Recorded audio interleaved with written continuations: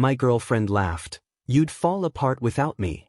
I quietly took an overseas offer, set up a new place, and moved on.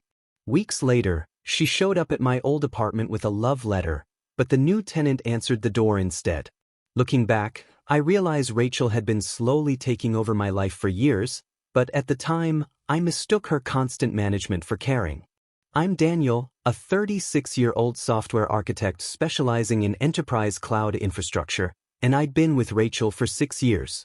She was a 33-year-old interior designer who ran an upscale home staging and renovation consultancy, the kind of woman who could walk into any space and immediately envision how to transform it into something magazine-worthy. What started as helpful suggestions about my downtown loft gradually became complete life reorganization that I was too conflict avoidant to resist. She redesigned my home office setup first, claiming my dual-monitor coding station with its custom RGB backlighting looked unprofessional for someone of my position, and replacing it with a minimalist glass desk that gave me constant neck strain during my 12-hour coding sessions. My collection of comfortable hoodies and well-worn jeans disappeared from the closet, replaced by business casual wear that she insisted would help me command more respect from my development team, even though I worked remotely most days and my colleagues couldn't have cared less about my wardrobe choices. The most painful loss was watching my friendships with other developers slowly dissolve as Rachel systematically discouraged my attendance at tech meetups and weekend coding workshops. Do you really need to spend every weekend talking about programming with those socially awkward guys? She'd ask with that patient smile that somehow made me feel guilty for wanting to discuss the latest frameworks and architecture patterns with people who actually understood my work. She'd schedule dinner parties with her design industry contacts on the same nights as the monthly JavaScript meetups I'd helped organize, making me choose between supporting her career networking and maintaining my own professional relationships. My one remaining sanctuary was my basement workshop where I built custom mechanical keyboards and restored vintage computers from the 80s and 90s, a passion that had started in college and grown into a legitimate side business. I'd spent years collecting rare Cherry MX switches, designing custom PCBs, and sourcing vintage components, creating keyboards that other developers would commission for hundreds of dollars each. But Rachel dismissed the entire operation as my nerdy junk collection, especially when her high-end design clients would visit the loft for consultations. Could you at least move all that electronic stuff out of sight when I'm showing the space? She'd request, gesturing dismissively at components I'd spent months tracking down on obscure electronics forums. I started keeping the workshop door locked during her client meetings, feeling oddly ashamed of something that brought me genuine joy and creative satisfaction while also generating decent supplemental income. The transformation had been so gradual that I didn't recognize how completely I'd surrendered my autonomy, mistaking her micromanagement for partnership. I told myself that compromise was part of a mature relationship, that her organizational skills complemented my technical focus, that she was helping me become more well-rounded and socially acceptable. Rachel had this masterful way of framing her control as devotion, always prefacing her demands with phrases like, "I just want what's best for you," or, "I'm trying to help you reach your potential in ways you can't see." Looking back now, I can see how expertly she'd isolated me from my support network and made me dependent on her approval for even basic decisions about my own life, career, and personal interests that had nothing to do with her. The call from TechSphere Asia came on a Tuesday morning while I was debugging a particularly stubborn authentication issue in our banking platform's API gateway. When their head of engineering offered me the position of chief software architect for their new fintech platform headquarters in Singapore, I felt something I hadn't experienced in years: pure, unfiltered excitement about my professional future. This wasn't just another job offer. It was the opportunity to lead the development of Southeast Asian digital banking infrastructure from the ground up, working with cutting-edge blockchain integration and quantum-resistant encryption protocols that represented the bleeding edge of financial technology. I practically ran upstairs to share the news with Rachel, expecting her to match my enthusiasm or at least acknowledge the significance of this career milestone. Instead, I found her sprawled across our dining table with fabric samples, paint swatches, and floor plans spread everywhere, completely absorbed in selecting materials for a penthouse renovation project. "Rachel, you won't believe what just happened," I said, barely containing my excitement. TechSphere Asia just offered me the chief architect position in Singapore. She glanced up for maybe 3 seconds, then immediately returned to comparing two nearly identical beige fabric samples. That's nice, honey. Do you think this linen or this cotton would work better for luxury staging? My client wants something that screams wealth but doesn't look try-hard. I stood there processing her complete dismissal of what was essentially my dream job offer, watching her hold fabric swatches up to the light as if my career breakthrough was background noise. Rachel, this is huge for me. I'd be building their entire fintech infrastructure from scratch, leading a team of 30 developers, implementing security protocols that could revolutionize how banks handle digital transactions across Asia. She murmured, now arranging paint samples in some mysterious order. Actually, this could be perfect timing. Singapore's luxury real estate market is absolutely booming right now, especially with all the wealthy expats moving there. I could finally expand my consultancy into the Asian market. Think about all those tech executives and investment bankers who need high-end interior design services. The way she immediately calculated how my achievement could benefit her business felt like a punch to the gut, but I pushed forward. I was thinking maybe I could go alone initially, get established with the team, find us a good apartment, learn the city before you make the transition. That's when she looked up with genuine attention for the first time, but not the kind I'd hoped for. Rachel's eyes narrowed as she processed what I'd just suggested, and then she started laughing, not the warm, shared joy kind of laughter, but something cold and condescending that made my skin crawl. "You'd fall apart without me, Daniel," she said, still chuckling like I'd told her the world's most amusing joke. "You can't even organize your own closet properly, let alone manage an entire development team in a foreign country. You'd probably spend your first month eating takeout every night and wearing wrinkled shirts to important meetings." The casual cruelty of her response hit me like cold water, crystallizing years of accumulated resentment into a single moment of absolute clarity. This was how she really saw me: incompetent, helpless, fundamentally incapable of basic adult functioning without her constant supervision and intervention. That moment of crystallized resentment became the catalyst for executing the most complex project of my life, completely extracting myself from Rachel's world while maintaining perfect deception until the very end. The next morning, while she attended a client meeting about selecting between Carrara and Calcutta marble for a pharmaceutical executive's kitchen renovation, I called TechSphere Asia back and formally accepted the Singapore position with a start date 6 weeks out. The HR representative, a remarkably thorough woman named Linda Chen, walked me through their comprehensive relocation package, including temporary corporate housing in a furnished 2-bedroom apartment near their Marina Bay offices, full shipping assistance for personal belongings up to £3,000, and even cultural orientation sessions to help me integrate into Singapore's business environment. I spent my lunch break researching Singapore's import regulations for electronics, discovering that my vintage computer collection and custom keyboard equipment would require detailed documentation but could be shipped duty-free as professional tools since they directly related to my work as a software architect. The logistics became my secret obsession and my salvation from years of feeling helpless. I found Elite Tech Shipping, a specialized electronics transportation company that handled delicate technical equipment internationally, scheduling them to pack and transport my entire workshop during Rachel's biggest networking event of the year.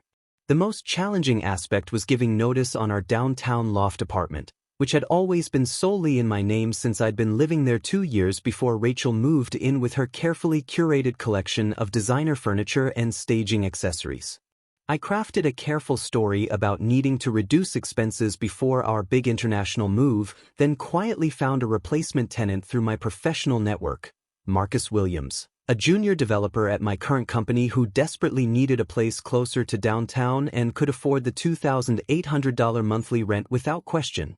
I scheduled the lease transfer meeting for the same day Rachel would be flying to Chicago for the Interior Design Excellence Conference, ensuring she'd never meet Marcus or understand the true timeline of events unfolding around her. While Rachel threw herself into researching Singapore's luxury real estate market with the same intensity she'd once applied to reorganizing my life, networking with potential high-end clients through LinkedIn, and scheduling exploratory video calls with expatriate wealth managers. I methodically documented every item she'd brought into the apartment over our 6 years together and began secretly packing her belongings into carefully labeled boxes. Her extensive collection of design books, fabric samples, staging accessories, professional portfolios, and the custom organizational system she'd imposed on our shared living space filled 17 bankers' boxes that I transported to Secure Store, a climate-controlled storage facility across town, paying a full year in advance and ensuring she'd have complete 24-hour access when she eventually discovered the truth. I opened a new account with HSBC, an international bank with branches in Singapore, quietly transferring my savings and setting up automatic bill payments for my new life while maintaining our joint checking account to avoid raising any suspicion during the final weeks of deception. The technical preparations were equally elaborate and satisfying. I configured VPN access to remotely manage my current projects during the transition period, established mail forwarding services through Postnet, researched Singapore's telecommunications providers to arrange fiber internet service for my new apartment, and even started learning basic Mandarin phrases to better communicate with local tech vendors. Every evening, I'd help Rachel plan her expansion into the Asian luxury market, genuinely contributing ideas about targeting expatriate tech executives and investment bankers while internally preparing to vanish from her life completely within the month. She'd spread her business development materials across our dining table, excitedly mapping out her strategy for capturing Singapore's wealthy foreign residents and their interior design needs, completely unaware that she was planning her future around a man who would be gone in 5 weeks. The cruelest irony was watching her treat our move as an inevitable joint venture, posting LinkedIn updates about expanding her consultancy internationally and scheduling video calls with Singapore-based luxury real estate agents who could provide referrals for high-net-worth clients seeking premium interior design services. I even helped her update her website and marketing materials to emphasize her experience with international relocations and cross-cultural design sensibilities, writing copy about her ability to help expatriate families create luxurious homes that blend Western comfort with Asian elegance, all while my most precious possessions were already being shipped halfway around the world to my new life. The final 2 weeks required Oscar-worthy performance skills as Rachel's excitement about our new adventure reached fever pitch, and I maintained the facade of a nervous boyfriend who genuinely needed her organizational expertise to handle such a major life transition, even going so far as to ask her advice about Singapore's business culture and appropriate professional attire for my new position as Chief Software Architect. On departure day, while Rachel hosted what she'd grandly titled her farewell networking brunch, with 12 of her design industry contacts at our downtown loft, already treating our move as a done deal and discussing her upcoming Singapore design projects with animated enthusiasm, I completed my vanishing act with the methodical precision that had made me successful in software architecture. My workshop equipment and vintage computer collection were already safely installed in my new Singapore apartment's dedicated tech room, carefully arranged by TechSphere's relocation specialists according to the detailed floor plan I'd provided, while Rachel's design portfolios and staging materials rested securely in the climate-controlled storage unit with full access credentials waiting for her at Secure Store's front office. The timing had to be perfect. Rachel's brunch was scheduled from 10 a.m. to 2 p.m., giving me exactly the window I needed to execute the final phase of my extraction plan. I told her I was spending the morning handling last-minute banking issues and meeting with Marcus about apartment logistics, which wasn't entirely a lie since I did need to complete the lease transfer paperwork and ensure my replacement tenant had everything he needed to take over immediately. At 11:30 a.m., while Rachel was regaling her guests with stories about the luxury expatriate market she planned to dominate in Singapore, I was at the airport checking in for Singapore Airlines Flight SQ12. Departing at 1:45 p.m. with a brief layover in Frankfurt before arriving in Singapore the following evening.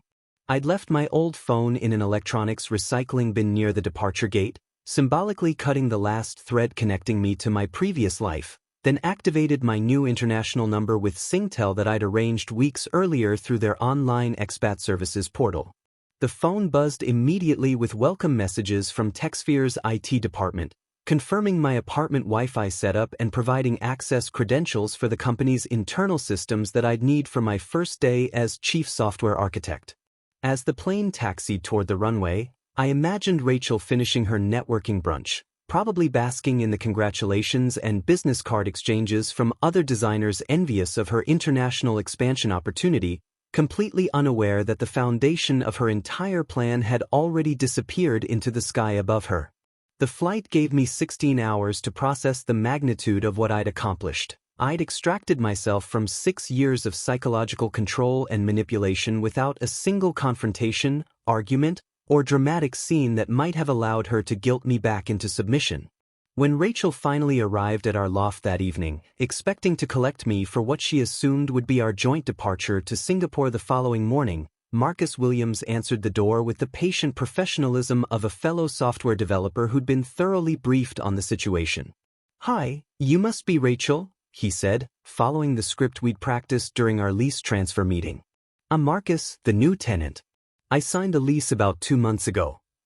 The carefully constructed reality Rachel had built around controlling Daniel's life and career dissolved in that single moment of truth, replaced by the crushing realization that the man she dismissed as helpless and incompetent had orchestrated one of the most sophisticated disappearing acts she'd ever encounter. 3 weeks into my new life in Singapore, while I was thriving in TechSphere's collaborative tech ecosystem and genuinely enjoying the challenge of building financial infrastructure from scratch with a team of brilliant developers from across Southeast Asia, my old email became a digital battlefield of rage and manipulation from Rachel and her increasingly desperate network of allies. Her initial messages followed a predictable pattern, alternating between fury at my betrayal and desperate attempts to convince me I was making a massive mistake that would destroy my career in technology and leave me isolated in a foreign country where I'd never survive without her guidance, organizational skills, and social connections. "You can't just disappear like this, Daniel," she wrote in one particularly venomous email that arrived at 3 a.m. Singapore time. "Do you have any idea how humiliating this is for me? I told everyone at the networking brunch about our exciting Singapore expansion, how we were going to dominate the luxury expatriate design market together, and now I look like a complete fool who couldn't even keep track of her own boyfriend's travel plans. My reputation in the design community is absolutely ruined because of your selfish, cowardly behavior." The irony was rich. The woman who'd spent 6 years telling me I was socially incompetent was now concerned about her own social standing after being outsmarted by someone she'd considered fundamentally helpless. The situation escalated dramatically when her business partner Amanda contacted TechSphere's HR department directly, claiming there was a family medical emergency involving my mother's sudden stroke and that Rachel needed to reach me immediately to coordinate my return home for the medical crisis and family obligations. Fortunately, Linda Chen in HR was too experienced and professional to fall for such obvious manipulation, politely explaining that while they sympathized with family emergencies, company policy required them to verify such claims through official medical documentation before releasing any employee contact information to unauthorized third parties. When Amanda couldn't provide hospital records, doctor statements, or any legitimate medical documentation because the emergency was completely fabricated, Linda offered to relay any genuine medical information through proper channels while protecting my privacy and security as a relocated international employee. The fraudulent emergency tactic was particularly infuriating because it demonstrated how far Rachel was willing to go to manipulate my professional relationships and potentially damage my standing with a new employer who'd invested significant resources in relocating me to Singapore.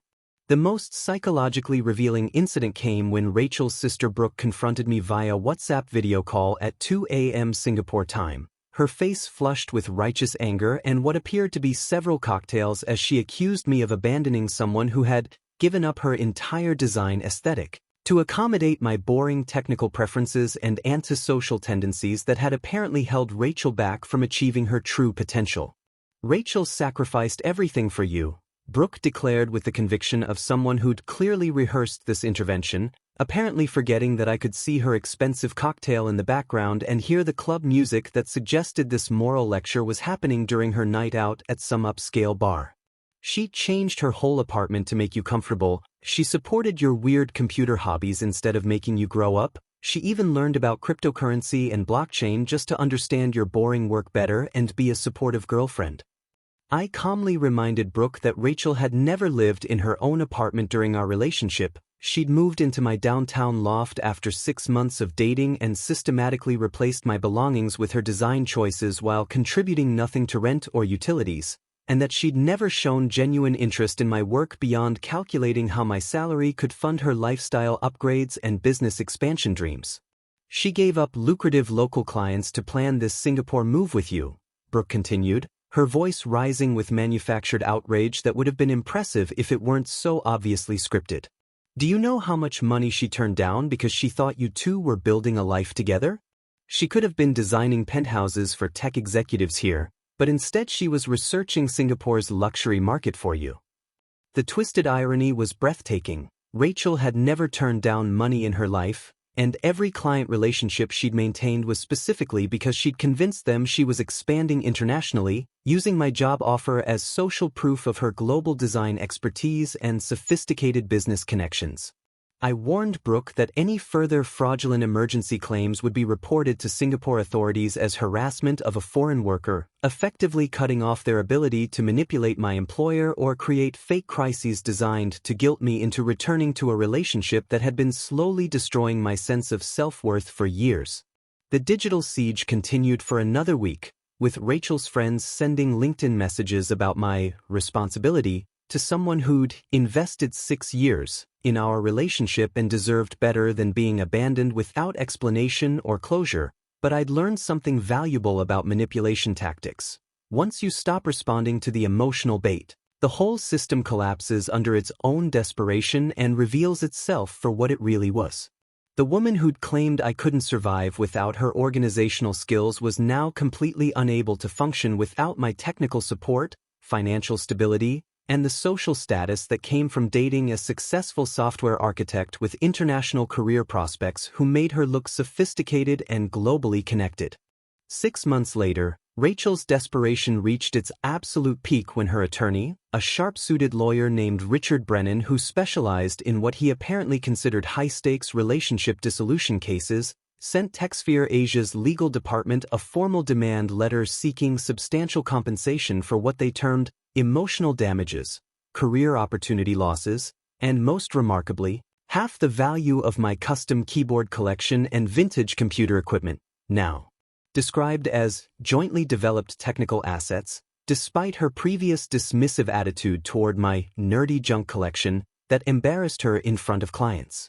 The legal document, which I later obtained through TechSphere's attorneys, claimed that Rachel had been an integral partner in developing my technical expertise and professional network over our 6-year relationship, contributing essential organizational and social skills that had made my Singapore position possible, and therefore deserved significant financial compensation for the career advancement she'd allegedly facilitated through her support and guidance.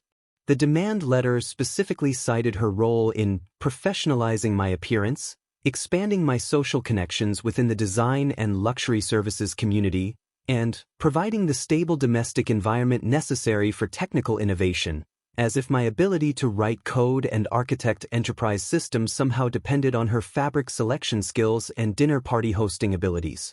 TechSphere's legal department, led by a formidable Singaporean attorney named Sarah Lim who'd handled numerous international employment disputes, dismantled Rachel's claims with the clinical efficiency that had made them successful in Southeast Asia's complex regulatory environment, providing detailed documentation that we were never married, never had joint bank accounts or shared assets, never registered as domestic partners in any jurisdiction, and that she had been legally classified as a long-term guest in my apartment rather than a cohabitant with any financial rights or property claims.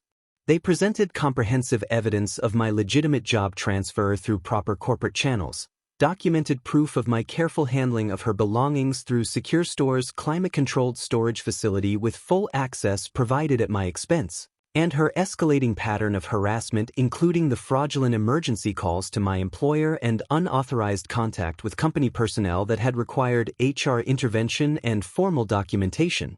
The corporate lawyers also revealed something that shocked me. Rachel's design consultancy had been using my software architect credentials and professional background in marketing materials without permission for over 18 months, claiming technical expertise in smart home integration, IoT-enabled luxury design, and cryptocurrency-optimized residential spaces that she didn't actually possess, essentially leveraging my professional reputation and technical knowledge to win clients who thought they were hiring someone with both high-end design skills and legitimate technology backgrounds. Her company website featured testimonials that referenced cutting-edge technical integration and seamless smart home implementation, services she'd been providing by subcontracting the actual technical work to freelancers while charging premium rates for expertise she'd appropriated from our relationship. Her LinkedIn profile had listed her as having collaborative experience in fintech architecture and expertise in blockchain-integrated luxury spaces, buzzword-heavy descriptions that made her sound like a tech-savvy designer when she could barely operate her own website's content management system and regularly needed my help with basic software troubleshooting. When confronted with evidence that she'd been fraudulently representing herself as having technical qualifications derived from our relationship, including client contracts that specifically referenced her software development background and enterprise architecture experience, Rachel's legal strategy collapsed entirely because she couldn't prove any legitimate contribution to my career development, professional training, or technical achievements. Faced with the prospect of defending against harassment charges, unauthorized use of professional credentials, fraudulent business representation, potential trademark infringement for using my name and qualifications in marketing materials, and substantial counterclaims for damages to my reputation in Singapore's tight-knit fintech community where professional integrity was paramount, Rachel's attorney advised immediate withdrawal of all claims and issued a formal apology to TechSphere Asia for the frivolous legal action. The settlement left Rachel responsible for mounting legal fees that apparently exceeded $15,000, ongoing storage costs for her design materials that she couldn't afford to retrieve, and the humiliation of having her fraudulent business practices exposed to the professional community she'd been trying to impress. 1 year later, I had established myself as a respected leader in Singapore's fintech community, with my cloud architecture solutions being implemented across Southeast Asian banks and my custom keyboard designs gaining recognition in the regional maker community through TechCraft Singapore, a hobbyist collective I joined that celebrated the intersection of technology and artisanal craftsmanship. I'd found genuine partnership with fellow developers and tech entrepreneurs who appreciated both my technical expertise and my creative hardware projects, no longer hiding my nerdy junk collection, but celebrating it as innovative craftsmanship that represented the perfect fusion of engineering precision and artistic expression. My workshop had become a gathering place for other expat engineers who shared my passion for vintage computing and custom mechanical keyboards, creating a social network based on shared interests rather than someone else's attempt to manage my social connections for their benefit. Through professional networks and mutual friends who'd kept me updated despite my request for minimal contact with my old life, I learned that Rachel had struggled significantly to rebuild her interior design business without my technical support for her website, client management systems, and the sophisticated marketing automation that I'd been maintaining behind the scenes for years. Her attempts to hire freelance developers to replace my contributions had apparently been expensive failures, with multiple contractors taking deposits and delivering unusable websites or buggy client relationship management systems that cost her several high-value projects when technical failures made her look unprofessional to wealthy clients. Eventually, she'd been forced to take a corporate interior design job with a large commercial real estate firm, abandoning her dreams of running an independent luxury consultancy and moving back in with her parents to recover financially from the legal fees, failed business investments, and accumulated debt from trying to maintain her expensive lifestyle without my financial support. Rather than feeling vindictive or celebrating her struggles, I experienced profound gratitude for her inadvertent gift. By dismissing my capabilities so thoroughly and forcing me to prove my independence, she'd pushed me to discover my true potential in Asia's thriving tech scene where innovation and technical expertise were valued far more than social conformity or maintaining someone else's image of professional success. My new life represented not revenge but renaissance, built on the foundation of technical self-reliance she'd claimed I lacked but which had ultimately become my greatest professional and personal strength in a culture that rewarded competence, creativity, and the courage to pursue ambitious projects without needing anyone's permission or organizational oversight.